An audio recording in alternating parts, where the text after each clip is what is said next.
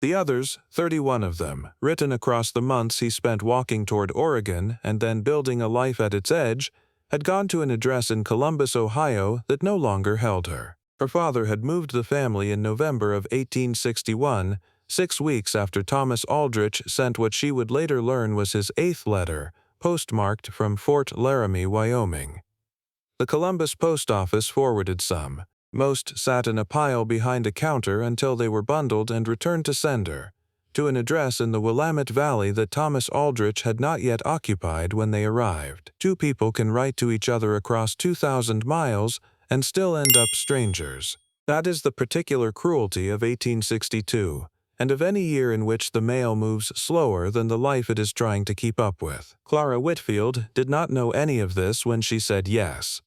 She said yes in January, in the cold kitchen of her father's new house in Cincinnati, with his 3rd letter folded in her lap and her mother watching from the doorway with an expression Clara could not fully read. She said yes because the 3rd letter was the kind of letter a woman does not receive twice in her life, if she receives it at all. Thomas Aldrich had written, in a hand that was careful without being fussy, that he was not a man who expected a woman to shrink herself into the space he had available, but a man who intended to build the space she needed. He had written that he was not a romantic by nature and that she deserved to know this at the outset, but that he believed sincerely in the making of a life alongside another person in the particular mathematics of 2 people who are each better for the presence of the other. She had read that paragraph 4 times before she put the letter down. She had read it a 5th time before bed. She said yes because Ohio was not working for her anymore. She said yes because she was 31 years old, and because there was something in the quality of his sentences, measured, unhurried, specific, that she trusted more than she had trusted most things she could see and touch. This is the thing about Clara Whitfield that mattered most, the thing that would matter all the way across the continent and into the rest of her life. She was not afraid of distance. She was afraid of arriving to find she had misread something, of building a life on a foundation that turned out to be made of different material than she thought. She had watched people do this. She had watched a woman she admired spend 20 years inside a marriage that was fine in every way that could be described and hollow in every way that could not. Clara did not want fine. She wanted the mathematics Thomas Aldrich had described, 2 people, better for each other's presence. She wanted it enough to walk 2,000 miles toward a man she knew in 3 letters, which was perhaps not rational but was entirely Clara. She had written back to him 12 times over the course of 4 months. Whether any of her letters had reached him, she did not yet know. The wagon train she joined departed Cincinnati on the 12th of April, 1862, a Thursday, with 22 wagons and 47 people and a sky the color of pewter that could not decide if it was still winter or already spring. The grass along the Ohio road was the color of old straw. She rode with a family named Prescott, husband, wife, 3 children between the ages of 4 and 9, who had taken her on as a paying passenger and general help for the duration of the crossing. She had 1 trunk. Inside it, 2 dresses, a wool blanket, her mother's Bible, a small jar of dried lavender that had already lost half its scent, and the 3 letters from Thomas Aldrich, tied with a piece of kitchen twine because she hadn't thought to bring ribbon. She read them again that first night, camped along the river with the sound of the Prescott children breathing in the dark beside her. The first letter was formal, an introduction, almost a business letter, the handwriting more careful than in the later ones, as if he had copied it out twice before sending. The second described his plan with a specificity she had found either reassuring or slightly overwhelming, depending on her mood. The number of acres, the quality of the soil, the distance to the nearest neighbor, the condition of the cabin, the plan for a second room, practical, thorough. The kind of letter a man writes when he is serious and knows he needs to prove it. But it was the 3rd letter she always came back to.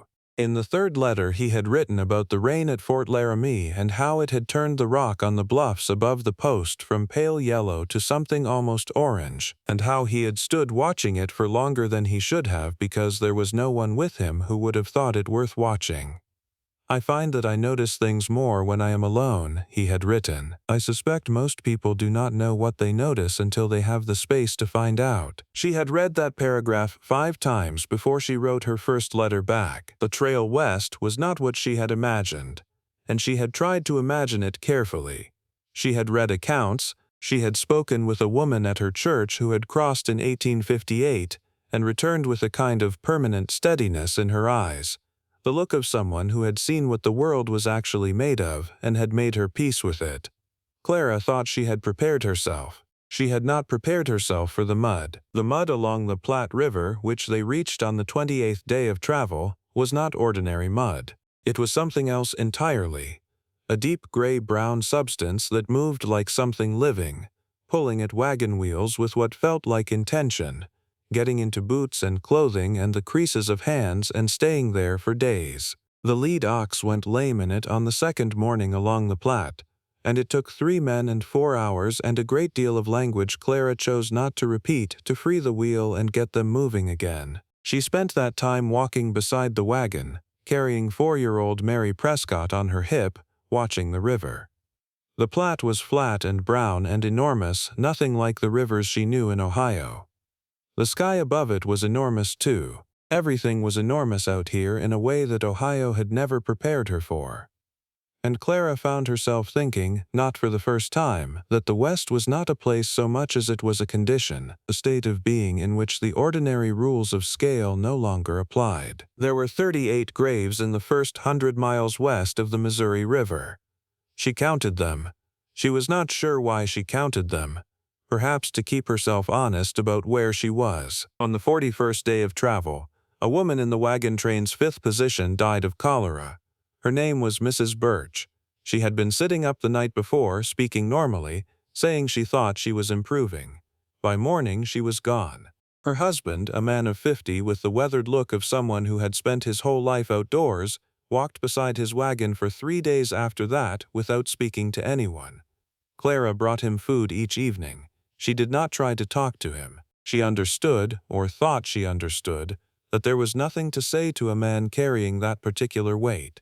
What she did not know, could not have known yet, was that this was exactly the kind of thing Thomas Aldrich would have seen at once, the bringing of food without words, and would have recognized it as a form of fluency he had been looking for his whole life without knowing what to call it. But she did not know Thomas Aldrich.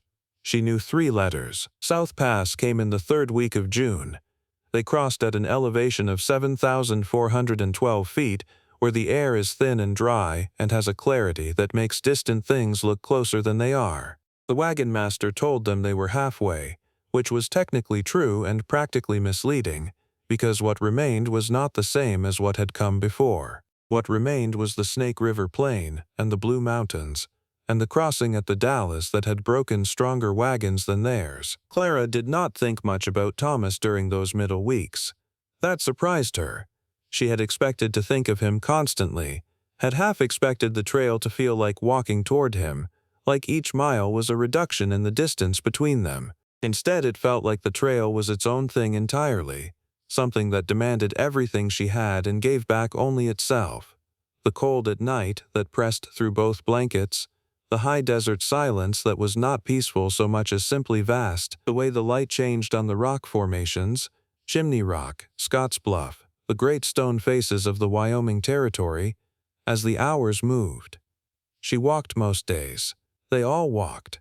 When the wagons needed lightning and the grades were steep, she had walked, by her best estimate, over 400 miles by the time they reached Fort Boise. It was at Fort Boise that she got the letter. Not from Thomas, from her mother. Her mother had written in March, 2 weeks before Clara departed, and the letter had somehow managed to beat the wagon train west through a combination of luck and military dispatch and the stubbornness of postal workers who took their routes seriously. It was 2 pages in her mother's small, careful script, and most of it was about the garden and the neighbors and her father's health. But at the bottom of the 2nd page, written in slightly different ink as if added later, were 4 sentences that Clara read standing outside the fort's south wall with the Snake River running behind her. I spoke with the postal man here in Cincinnati.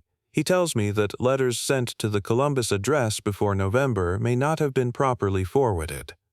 I do not know how many Thomas wrote or what he said in them. I am sorry, Clara. I thought you should know before you arrive. She read those sentences 4 times. Then she folded the letter and put it in her dress pocket and stood looking at the river for a long while. The Snake River at Fort Boise was nothing like the Platte. It moved with a purposefulness the Platte had never managed, fast and cold and the color of glass in shadow. She watched it for perhaps 10 minutes. Then she walked back to the Prescott wagon, helped get supper started, put the children to bed, and sat by the fire with her mother's letter in her pocket, working out what she knew. She knew Thomas Aldrich in 3 letters. The first, formal. The second, practical. The third, with its paragraph about the rain on the bluffs at Fort Laramie, which she had read so many times the paper had gone soft at the folds. He knew her in 12 letters. He knew her more than she knew him. She recognized, sitting by that fire at Fort Boise while the Snake River ran fast and cold in the dark behind her, that this was an unusual way to begin a marriage. But she was 43 days from the Willamette Valley, and there was nothing to do now but go forward. The Blue Mountains were hard in the way that the end of a long thing is always hard. The body spent, the spirit fraying at the edges, the summit in sight but not yet reached. The grades came when the oxen were at their worst and the wagons were at their most damaged, and the travelers were at whatever the opposite of their best was. There was a week in the Blue Mountains in late August when Clara thought, with a clarity she found almost peaceful, that she might not have enough left to continue. Not that she would turn back, because there was nowhere to turn back to, but that her body might simply arrive at a point past which it would not go. Her feet had blisters on top of blisters. The skin on her hands had cracked in the dry cold and was slow to heal. The lavender in her trunk had lost every last trace of its scent by now, and she mourned it more than she had expected to. She kept going. She always kept going, which was not a virtue so much as a habit she had developed over 31 years of being Clara Whitfield, a woman for whom stopping had always seemed, on reflection, like the worse option. They came through the Blue Mountains on a Thursday in the first week of September, and the Willamette Valley opened before them with a completeness that was almost theatrical. Green and enormous, cut through with rivers, nothing like anything that had come before. She heard 3 women in the wagon train begin to cry when they saw it. Clara did not cry. She sat on the running board of the Prescott wagon with her hands folded in her lap and looked at it for a long time, taking inventory of her own reactions. What she felt, she finally decided, was mostly terrified. Thomas Aldrich met them at Oregon City on the 14th of September 1862. She knew him at once, though he had never described himself in his letters and she had never thought to ask. He stood at the edge of the gathering crowd, slightly apart from the other men, with the particular quality of attention she recognized from the 3rd letter. The way a man stands when he is accustomed to being at the edge of things not from shyness but from preference, from the habit of noticing. He was taller than she had imagined. His face was the face of a man who had spent years outdoors, browned and lined in a way that had nothing to do with age.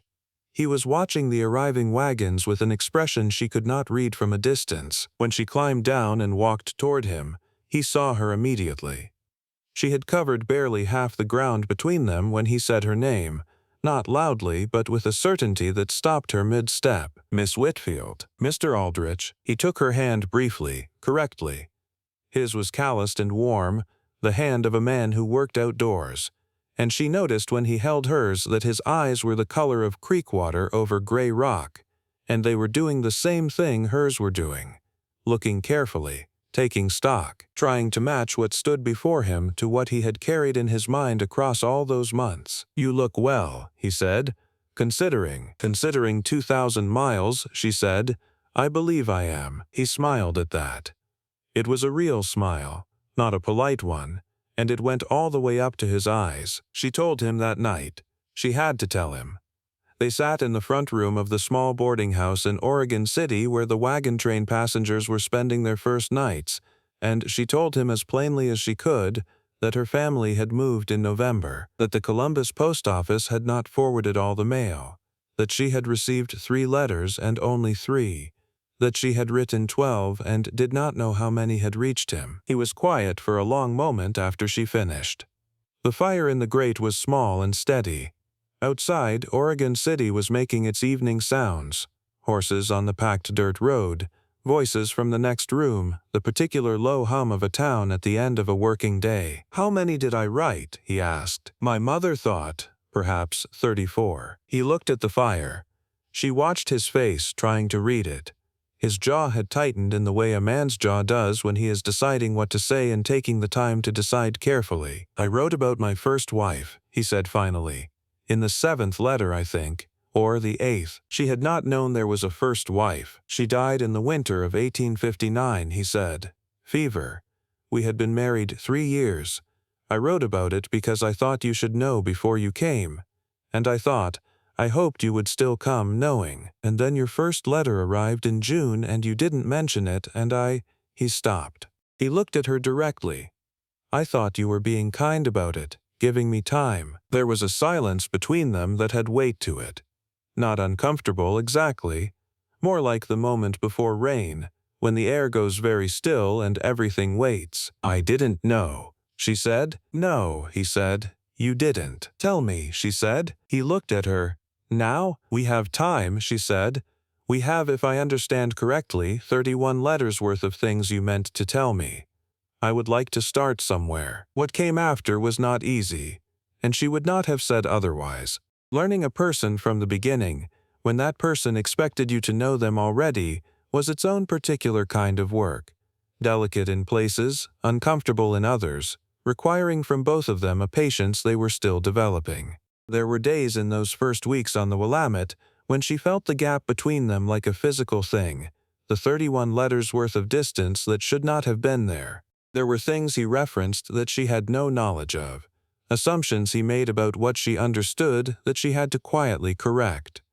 There were evenings when she could see him recalibrating, rearranging what he thought he knew about the beginning of things between them. But there were other evenings too. Evenings when they sat on the porch of the cabin he had spent 2 years building, the cabin with the second room already framed in, because he had believed she would come, and he told her things from the missing letters, things she would never have known otherwise. He told her about Eleanor, who had laughed loudly and without apology and had grown the best kitchen garden in their Ohio County and had died on a Tuesday in February, which was the worst possible day to die, he thought, because February was already grim enough without that. He told her about leaving Ohio, which had felt like amputation and also like the first full breath he'd taken in 2 years. He told her about South Pass in the early morning light, and the way the high desert smelled after rain, and a conversation he'd had with a Shoshone man near Fort Hall that had changed something in how he thought about land and ownership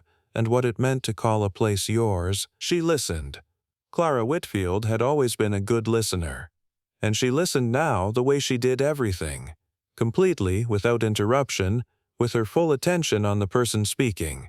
He noticed this about her. He noticed many things about her, in the way of a man who had learned to notice things when walking a long distance alone. She told him things too. About Ohio. About the 38 graves along the Platte and why she had counted them. About Mrs. Birch and her husband, and the food brought without words, and the fire the man had eventually sat by again 11 days later, when the worst of it had passed. She told him about the lavender in the trunk, and how it had smelled in Cincinnati and how it had not smelled by Fort Boise. And he listened the way she listened, completely, without trying to fix anything, just receiving it. They were married in October, in a small ceremony at the nearest church, 11 miles from the cabin and worth every one of them. The minister was a practical man with a good voice and no gift for sentiment, which suited them both. The Prescott family came, all 5 of them, and the 3 children made an extraordinary amount of noise during the vows in the way that children do when they have not been adequately briefed on what is expected. Clara found she did not mind this at all. She found, to her own mild surprise, that she was glad they were there. This family she had walked 2,000 miles alongside. This family whose smallest child had ridden on her hip across the mud flats of the Platte. Afterward, walking back to the wagon that would take them home, Thomas reached down and took her hand without comment, and she let him, and that was the whole of it, the ceremony that mattered. She wrote to her mother that evening. The letter took 3 pages. At the bottom of the third page, in ink slightly different from the rest because she had refilled the pen, she wrote, "I know him better than I knew him when I arrived, and I did not know him well when I arrived." I think this is probably the best way to begin. You start with almost nothing and you find out what is there. He is mother, and I do not write this easily. Exactly what he said he was in those 3 letters. That is rarer than I knew. That is rarer than most people think. The letter reached her mother in Cincinnati 6 weeks later. Her mother read it twice, at the kitchen table, in the house that no longer held Clara. Then she folded it carefully and put it in the top drawer of the writing desk, with the others, all 12 of the letters Clara had sent from the trail. She had kept every one.